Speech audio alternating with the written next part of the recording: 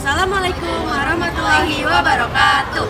Kami dari kelompok 2 ingin mempersembahkan video animasi yang bertemakan OJK. Sebelum itu perkenalkan dulu, saya Pak Irun Zaira Syabadin Hidayat. Saya Raffi Media Akhir. Saya Bianur Alifah. Saya Namira Nur Aziza. Saya Hasan Mesir Wanda. Selamat menyaksikan.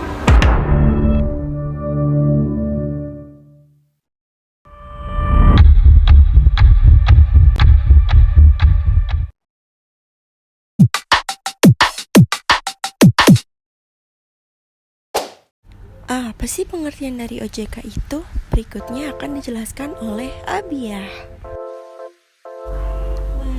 Menurut Undang-Undang Nomor 21 Tahun 2011 bahwa OJK adalah lembaga independen dan bebas dari campur tangan pihak lain yang mempunyai fungsi, tugas, wewenang, pengawasan, pemeriksaan, serta penyelidikan.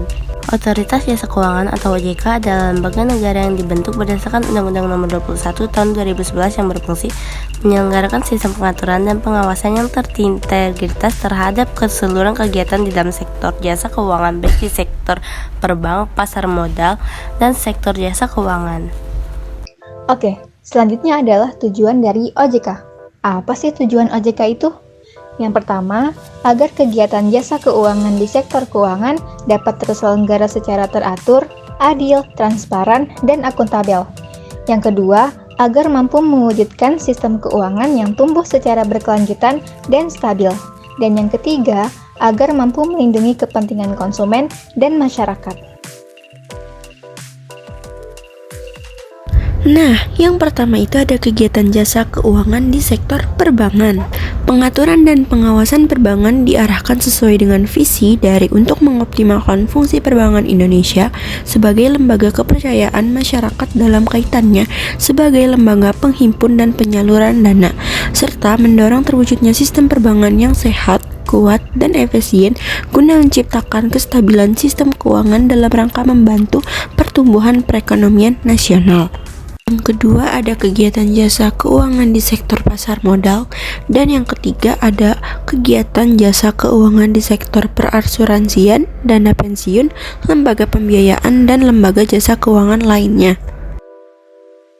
Berikut adalah wewenang pengawasan OJK terkait khusus pengawasan dan pengaturan lembaga jasa keuangan bank yang meliputi perizinan untuk pendirian bank, membuka kantor bank, anggaran dasar, rencana kerja, pemilihan, pengurusan, dan sumber daya manusia, merger, konsolidasi dan akuisisi bank, serta pencabutan izin usaha bank. Pengaturan dan pengawasan mengenai aspek kehati-hatian bank meliputi manajemen risiko, tata kelola bank, prinsip mengenai nasabah dan anti pencucian uang, dan mencegah pembiayaan terorisme dan kejahatan bank, serta pemeriksaan bank.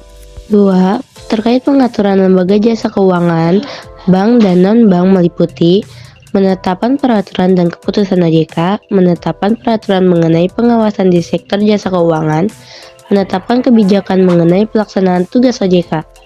Kalian tahu nggak sih, ternyata Otoritas Jasa Keuangan atau OJK juga memiliki visi dan misi loh. Visi Otoritas Jasa Keuangan atau OJK adalah menjadi lembaga pengawas industri jasa keuangan yang terpercaya, melindungi kepentingan konsumen dan masyarakat, dan mampu mewujudkan industri jasa keuangan menjadi pilar perekonomian nasional yang berdaya saing global serta dapat memajukan kesejahteraan umum. Adapun misi dari OJK: 1. Mewujudkan terselenggaranya seluruh kegiatan di dalam sektor jasa keuangan secara teratur, adil, transparan, dan akuntabel.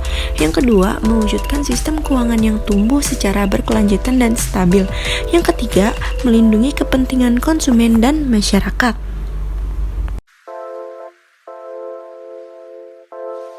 Berdasarkan hasil penelitian yang dilakukan mengenai pengalihan fungsi pengawasan perbankan dari Bank Indonesia kepada Otoritas Jasa Keuangan, dapat ditarik kesimpulan sebagai berikut.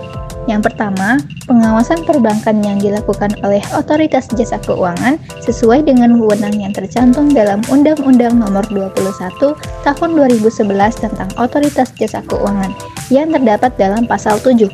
Dan dampak pasca dialihkannya fungsi pengawasan perbankan berjalan lebih efisien dan optimal, serta terselenggara dengan cukup teratur, adil, transparan, dan akuntabel. Yang kedua, mekanisme pengawasan yang dilakukan oleh Otoritas Jasa Keuangan terhadap kegiatan jasa perbankan di Indonesia dilaksanakan secara terpadu, sehingga mampu mewujudkan sistem keuangan yang tumbuh secara berkesinambungan dan melindungi kepentingan konsumen dan masyarakat. Namun, adanya pemisahan pengawasan di mana Bank Indonesia melakukan pengawasan di bidang makroprudensial dan Otoritas Jasa Keuangan melakukan pengawasan di bidang mikroprudensial, sehingga harus adanya koordinasi yang tepat dan berkesinambungan.